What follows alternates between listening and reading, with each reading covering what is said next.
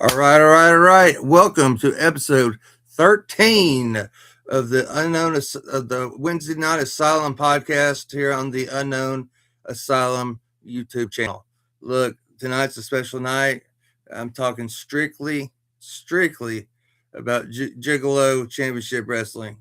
Of course, Gigolo Championship Wrestling is owned by the Insane Clown Posse, and I said a couple weeks ago that I was going to watch an episode of Juggalo Championship Wrestling Lunacy. That's their weekly episodic television show on YouTube. And well, I didn't do it that week, so I decided just to do a full show on JCW. And past few, past week, I've been watching Lunacy off and on, and I'm telling you right now, man, you don't know you do not know what to expect with Lunacy. It's absolutely it's lunacy, man. It's lunacy. And, it's like this. The Insane Clown Posse own JCW. JCW is the minor league, is the developmental program for Game Changer Wrestling. Um, I've said that before in the past. And also what I've said before, Juggalo Championship Wrestling got their name because the Insane Clown Posse's fans are called Juggalos. All right, now that I've gone over the things I've said before, here's something I didn't know. Juggalo Championship Wrestling has been around for around 30 years, almost, if not 30 years. Juggalo Championship Wrestling sold out the ECW Arena before it became the ECW Arena. And after ECW sold it out, after Juggalo Championship Wrestling sold it out, JCW was pretty much in ECW's shadow the entire time these past several years, till recently. Now, the first episode of Lunacy that I watched, which was episode 1 over a year ago, and shows Willie Mack from TNA, AEW, and coming out of a limo with the JCW World Heavyweight Championship belt. So I don't know when he loses the belt, if he loses the belt, or who the current champion is right now. I haven't dove that far in, but he was the champion when I first started watching JCW.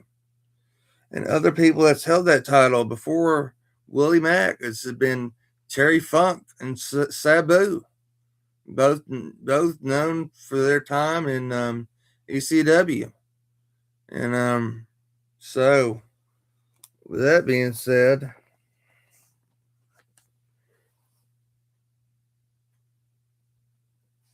just mark it on the list here, Jericho. But with that being said, some big names have held that belt, the JCW World Heavyweight Championship belt. Like, you don't know. I mean, like watching JCW, right? The first few episodes I watched, I mean, Jungle Boy was around from the AEW. What's his name? From Ellsworth. Yeah, James Ellsworth. Yeah. James Ellsworth was on an episode or two, and it's just like you don't know who you're going to see in JCW. Like you didn't know who you're going to see in WCW at the time when they first started, and you didn't know who you're going to see in ECW. I mean, you just never know who you're going to see in JCW. That's for sure. And but JCW or Juggalo Championship Wrestling is not a family friendly environment at all. It's not a family friendly. Lunacy is not a family friendly show at all. I mean, we got commentators dropping the F bombs like they're the United States and Iran or something. You know what I'm saying? And I'm not trying to get political or nothing. I'm just making reference. But we got commentators cussing what's going on in the ring. We got wrestlers cussing wrestlers, even worse so than wrestlers cussing wrestlers in AEW on TNT or TBS, and it's just nuts, man. It's absolutely nuts. It's insane. I mean, it's an insane clown posse at their best, man. And it would remind you a lot of the Attitude Era. And those that remember the Attitude Era remember that how wild the Attitude Era was, and that was because of Vince Russo. And those that know Vince Russo know how wild WCW was there toward the end, with Vince Russo controlling their creative. Back in October 2025, Vince Russo signed on with JCW, and so to be part of their creative team. And so I mean, when I think of Vince Russo, I think more WWE and the Attitude Era than I think of WCW, because I mean, I don't know, man. It's like after the NWO was gone and Vince Russo was doing the new blood thing and this and that, and it just, I don't know. It wasn't the same to me. It wasn't the same as the Attitude Era. And of course, we know about the Bash at the Beach. I believe it was the year 2000 incident with Vince Russo when he had Hogan, you know, had Jeff Jarrett lie down for Hogan. Hogan gets mad after he wins the match, walks out, and he decides to crown a new champion that same night with Booker T and Jeff Jarrett, and Booker T won. And that was, of course, one of the episodes of Dark Side of the Ring. Excuse me, I'm getting something to drink. But yeah, of course, that was one of the episodes of Dark Side of the Ring.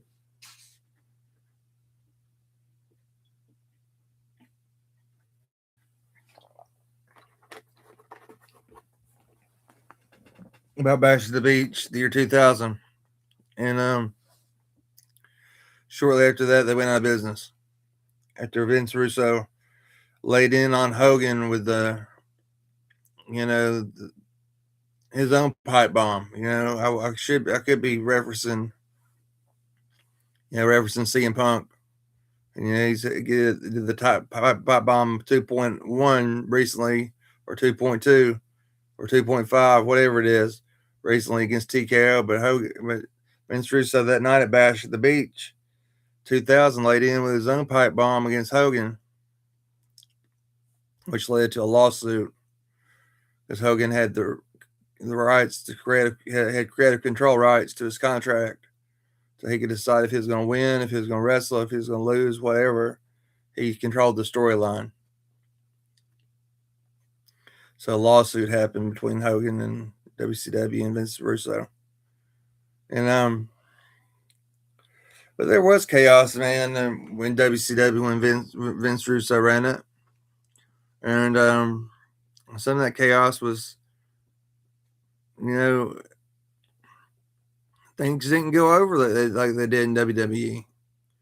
The ratings didn't come back like he got the ratings back for WWE against WCW Nitro. I mean,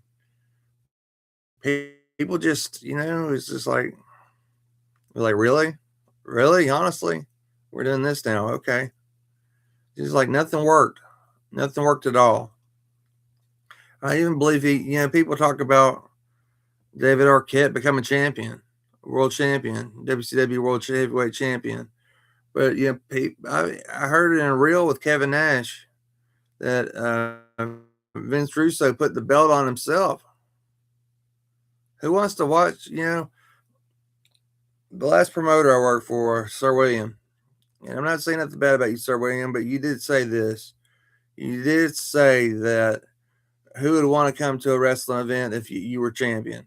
Who would want to come support a wrestling promotion if you were champion and believe that you were champion? And with that being said, whoever believed that Vince Russo was a champion, man? Whoever believed it? I mean, does he have creative writing styles? I mean, I don't know. I guess so. I mean, I do too. I do too. I mean, I can write Attitude Era type stuff. I mean, Attitude Era was known for lesbians, naked people, this and that, crazy type matches, and all sorts of stuff. And she's like, I mean, it took that to get WWE to win the ratings war. It took the Attitude Era, and I know that there's a method to Vince Russo's madness. I mean, he even explained that in that Dark Side of the Ring episode that there's a method to his madness. But in all honesty, man, it's just like it just didn't work the second time around. It just didn't. I'm sorry, and I'm not even apologizing. I'm just saying I'm sorry. Just didn't work. So because I mean, Time Warner didn't want to go as down the gutter as USA did. Mhm. That's the God's honest truth. They just didn't, and they rejected a lot of their storylines, especially when everybody started becoming a member of the NWO, this and that, and just like whatever. But will Vince Russo help the developmental to Game Changer Wrestling? I think so. I think he could. At all, if anybody could, he could. And do I have I enjoyed the few episodes that I watched of it, JCW? Yeah, I've enjoyed it. Is it? Have I noticed it to be really, really extreme? No, other than the language, I haven't noticed anything really, really extreme. I've noticed people like, you know, Ricky Morton's son, Kerry, I think is his name. And I've noticed people like, you know, um, what's his name? I've noticed people in like from AEW and TNA and stuff be there. So like I said, Willie Mack was the champion when I first started watching it. Even now he's the episode I'm on now. He's still the champion. So I mean, but I don't know. I mean, we'll see. We'll see what he does. We'll see what he does. I mean, I understand. It's a good show. It's a good show, and it's a good enough show where I understand Tony Khan tunes in to Lunacy Weekly, and that I saw a post on social media from Vince Russo to Tony Khan saying that they needed to team up and do something big together with JCW and AEW, and to try to take WWE off. Well, I mean, honestly, I don't think anybody's over at WWE that gives a care about Vince Russo right now. Anyway, I mean, he's all news, all news to them. But I saw where he did put that in writing on social media that he wanted Tony Khan and him to um,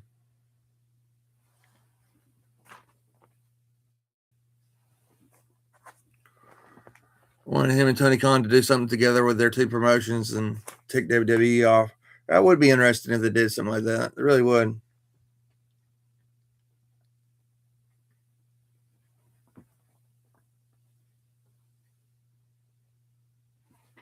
Let's see here. I'm just going through my list here.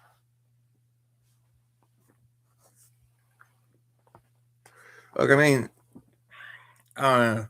It's like JCW reminds me a lot of ECW. And you might be asking me, why unknown are you doing this special on JCW? And that's because I got this little thing called the UWO, and my UWO friends members are clowns. So this is for you, Mike Clay, my buddy, and company. Uh, like matches that I've seen so far, I haven't seen any real extreme matches. I mean, real extreme. I'm talking about blood, crimson mask, all that kind of stuff. Um, it's pretty. pretty much the only extreme thing I've seen is the language is real vulgar. It's very vulgar. And but what can I say? It's the Insane Clown Posse's promotion, and their music isn't really PG-13 or PG or G. You know what I'm saying? But it's very vulgar. It's, I mean, there's some funny moments like this tag team that they got there. Um, there's a couple of clowns. There's their Fun Time or something. I don't know their name. And they'd like stick popcorn in their opponents' faces, blow up balloons, and play tricks on them. It reminds you kind of like a Doink the Clown type thing, except two of them in a tag team. And it's just like they got some really pretty women. They really do. They got some really pretty women in their division. They don't have a women's championship. They might now. I mean, I started watching from episode 1 of the lunacy playlist on YouTube, and at the time where I'm at, which is not even 10 episodes in, they don't have a women's division, women's championship, and which I think that needs to change. If it hasn't already changed, and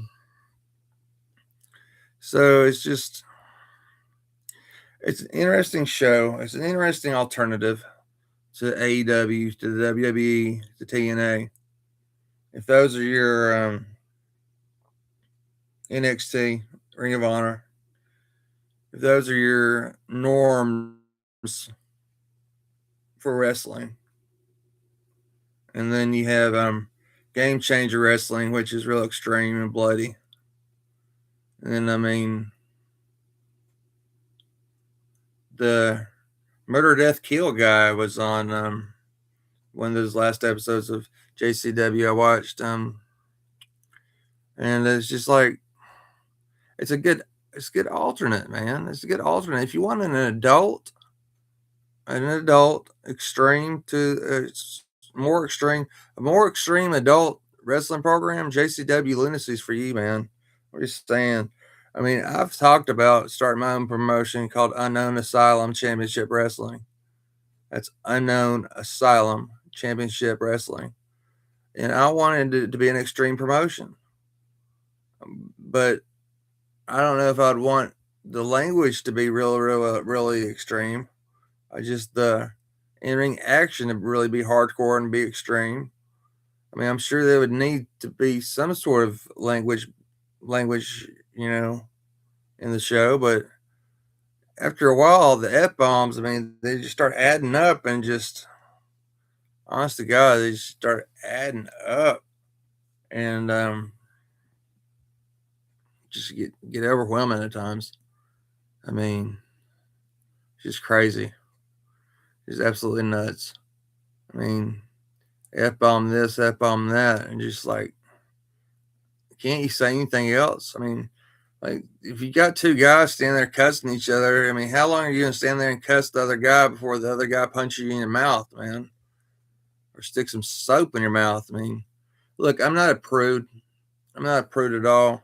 Like I said, I want to start. If I started a wrestling organization, it'd be Unknown Asylum Championship Wrestling, and it would be hardcore matches all the time. Every match would be a hardcore match, and but I am a novelist, like I've spoke up before. I will do a video eventually about my books, and but I am a novelist. I write R-rated content. I write sexual content. I write violence.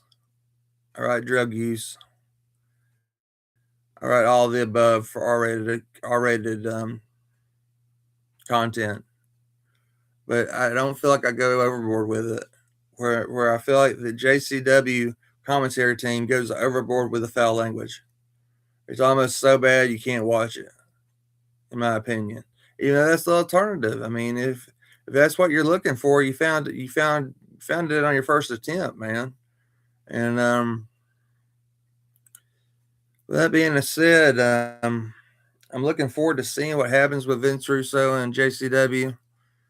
I will be watching more of JCW. I am a little bit hooked on it. I might shoot forward to more recent matches, more recent lunacy episodes, and so I know more about what's going on currently, who the champions are, who the champions are now, and it's just it's awesome. I mean, it's awesome. I'm going to continue to report on it here and there, and I just wanted to do my 13th episode of Wednesday Night Asylum special on Juggalo Championship Wrestling. And I hope if any Juggalos are watching that you aren't disappointed in anything I might have said tonight. Thank y'all. Good night. Be sure to subscribe. Tell your friends to subscribe at Unknown the Alien Assassin. One word here on YouTube. Good night.